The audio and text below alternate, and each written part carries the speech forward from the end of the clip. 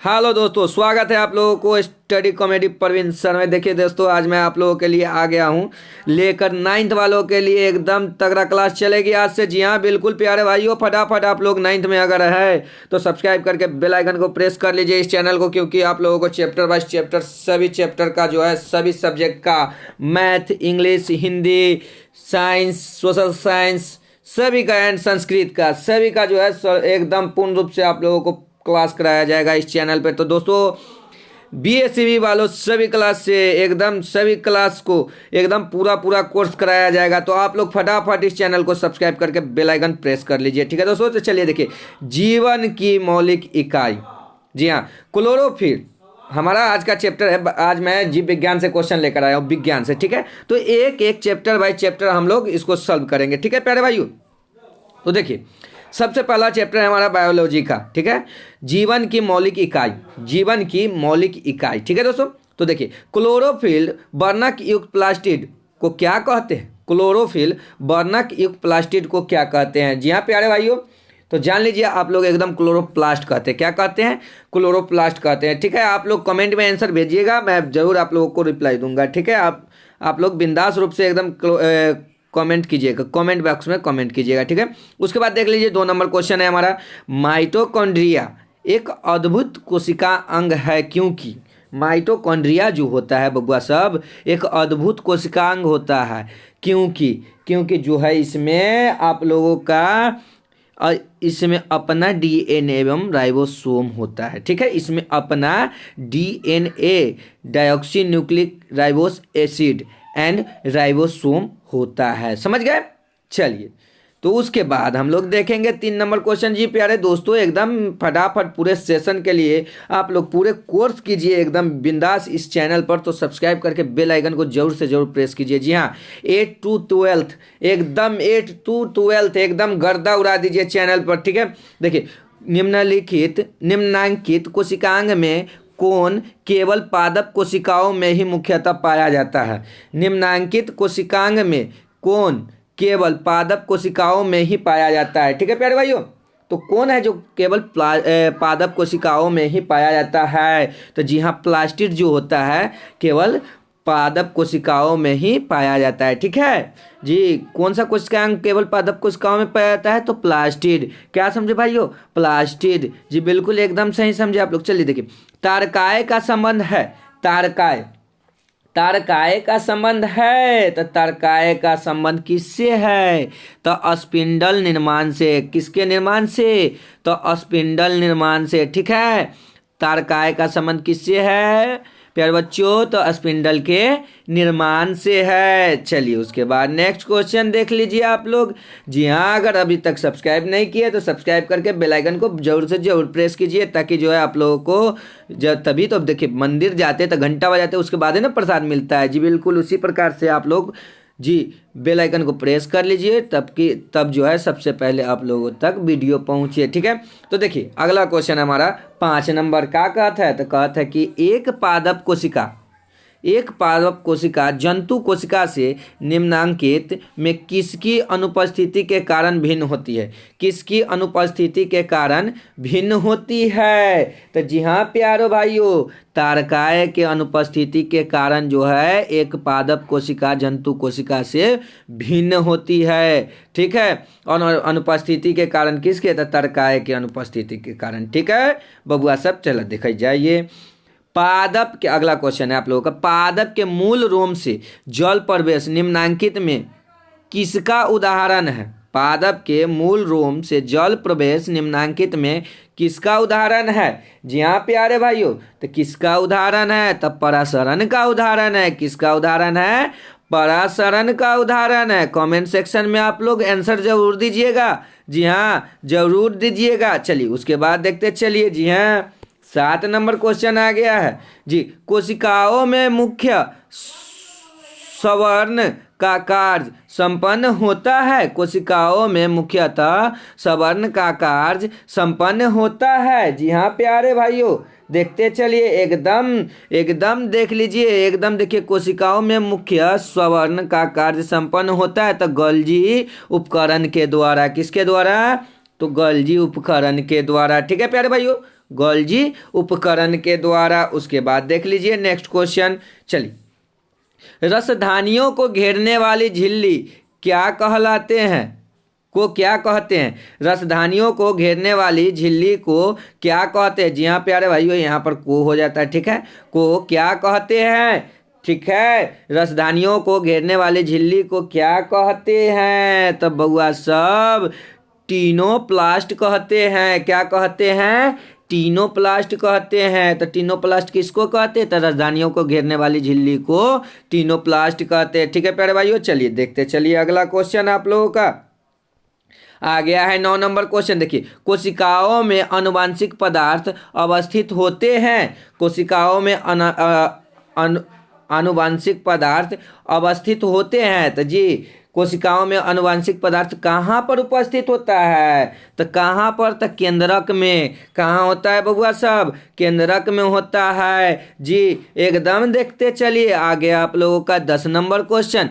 देखिए, निम्नांकित कोशिकांगों में कौन लाइसोसोम के निर्माण में भाग लेती है? लाइसोसोम को आत्महत्या का थैली कहा जाता है। ठीक है भाइयों, लाइसोसोम को क्या कहा जाता है? तो आत्महत्या का थैली कहा जाता है। एकदम ही बात याद रखेंगे। देखिए, निम्नांकित कोशिकांगों में कौन लाइसोसोम के निर्माण में भाग लेती है?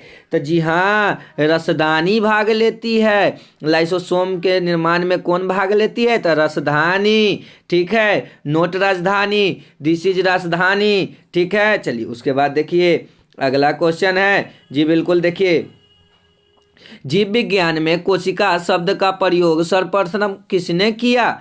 जीव विज्ञान में कोशिका शब्द का प्रयोग सर्वप्रथम किसने किया था? जी हाँ, तो जान लीजिए आप लोगों को जी, एकदम कोशिका शब्द का प्रयोग जो है सर्वप्रथम रॉबर्ट हुक जी किए थे। कौन किए थे?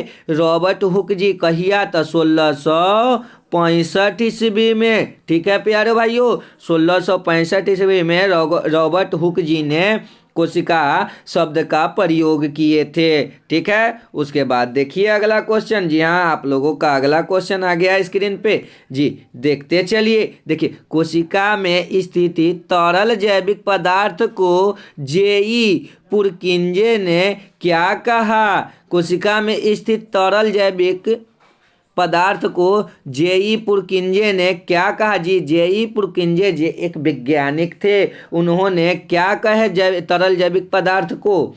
जी हाँ, उन्होंने क्या कहा? तो जीव द्रव्य कहा। क्या कहा? जीव द्रव्य कहा। ठीक है प्यारे भाइयों, तो देखते चलेंगे हम लोग, धीरे धीरे एकदम बढ़ते चलेंगे, आगे ही आगे बढ़ाएंगे कदम, दाहिने बाएं दाहिने बाएं दाहिने बाएं। ठीक है बबुआ सब। उसके बाद देखते चलिए, जीव द्रव्य हो गया इसका सटीक आंसर। ठीक है, उसके बाद देखते चलिएगा अगला क्वेश्चन जी। अगला क्वेश्चन देखते चलिएगा। ठीक है, अगला क्वेश्चन देखते चलिएगा। देखिए, क्या कहता है 13 नंबर क्वेश्चन हम लोगों को? पादप कोशिका के सबसे बाहरी घेरे या आवरण को कहते हैं। पादप कोशिका के सबसे बाहरी घेरे और आवरण को क्या कहते हैं? जी, क्या कहते हैं प्यारे भाइयों? जान लीजिए जी, एकदम देखिए, कोशिका भित्ति कहते हैं। क्या कहते हैं? कोशिका भित्ति कहते हैं। ठीक है जी, बिल्कुल देखते चलेंगे हम लोग, एकदम देखते चलेंगे जी, बिल्कुल देखते चलेंगे। चलिए उसके बाद देख लीजिए, उसके बाद देखते चलिए। जी हाँ प्यारे भाइयों, आप लोगों का अगला क्वेश्चन आ गया है 14 नंबर। चलिए देखिए क्या कहता है। वैसे जीव जिनके केंद्रक दोहरी झिल्ली द्वारा कोशिका द्रव्य से अलग होते हैं उन्हें क्या कहते हैं? तो उनको हम लोग यूकैरियोट्स कहते हैं। क्या कहते हैं? यूकैरियोट्स कहते हैं। क्या कहते हैं प्यारे भाइयों? यूकैरियोट्स कहते हैं। ठीक है, चलिए उसके बाद देख लीजिए आप लोगों का नेक्स्ट क्वेश्चन क्या है जी। नेक्स्ट क्वेश्चन क्या है? जी हाँ प्यारे भाइयों, देखते चलिए नेक्स्ट क्वेश्चन क्या है। आप लोगों का हो गया 15 नंबर क्वेश्चन जी। क्या कहता है? प्रोकैरियोटिक कोशिकाओं में मुख्य रूप से उपस्थित कोशिका अंग है। प्रोकैरियोटिक कोशिका 2 प्रकार के होते हैं, पहला यूकैरियोटिक और दूसरा हो गया प्रोकैरियोटिक। ठीक है, तो देखिए यहाँ पर पूछ रहा है प्रोकैरियोटिक कोशिका में मुख्य रूप से उपस्थित कोशिका अंग है, तो वो कौन सा कोशिका अंग है? तो राइबोसोम है। क्या है? राइबोसोम है। जी हाँ, बिल्कुल आप लोगों का राइबोसोम है। चलिए देखिए उसके बाद देख लीजिए अगला क्वेश्चन क्या कहत है। तो कहत है कोशिका झिल्ली के जीवात जनन में भाग लेने वाली अंगक है।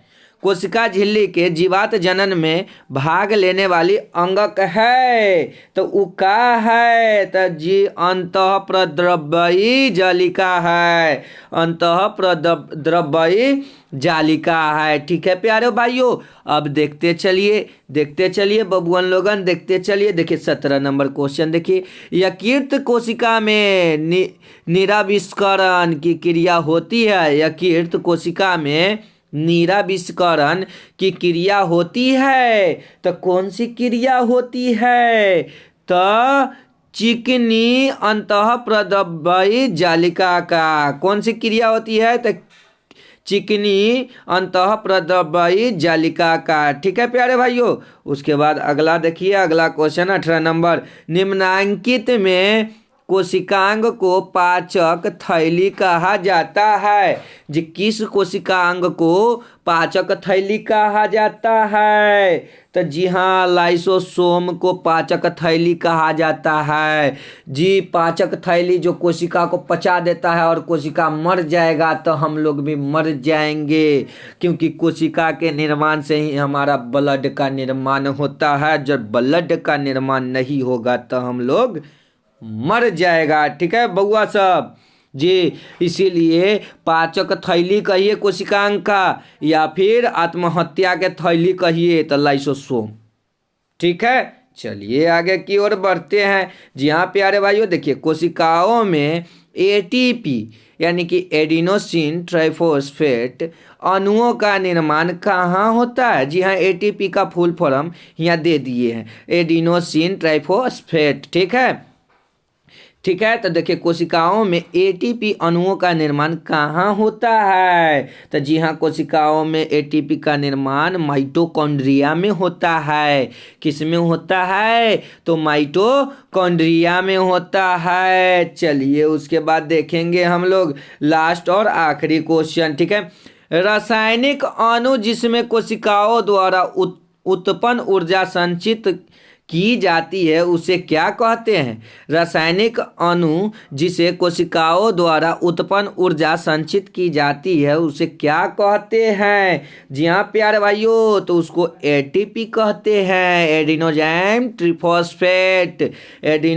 ट्रिफॉस्फेट एटीपी कहते हैं। ठीक है प्यारे भाइयों, तो देखिए आप लोगों के लिए बहुत ही वीवीआई सिंबल लेकर आया हूँ। आज से रेगुलर आप लोगों को एवरीडे एक लाइव क्लास और एक ऑफलाइन क्लास चलेगा। आप लोग पूरा लाइव से जुड़े रहिए, हमारे चैनल से जुड़ जाइए। अगर सब्सक्राइब नहीं किए हैं तो सब्सक्राइब करके बेल आइकन को प्रेस कर लीजिए। ठीक है जी, बिल्कुल बेल आइकन को प्रेस कर लीजिए, घंटा दबा दीजिए, तभी तो सबसे पहले हमारा वीडियो आप तक पहुँचेगा। ठीक है प्यारे भाइयों, तो मिलते हैं फिर अगले वीडियो के साथ आप लोगों से। इतना ही के साथ जय हिंद जय भारत।